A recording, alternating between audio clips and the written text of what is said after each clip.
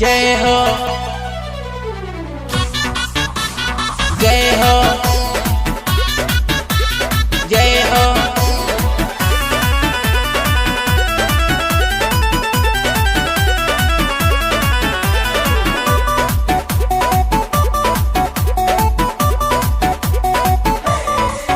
ऊंचे पर्वत पे बैठी माँ तारा दर्शन को मैं आया।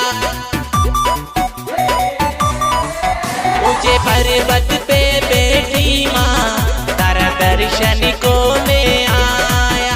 तारी लाल ध्वजा लेके माँ मैं पैदल चल के आया।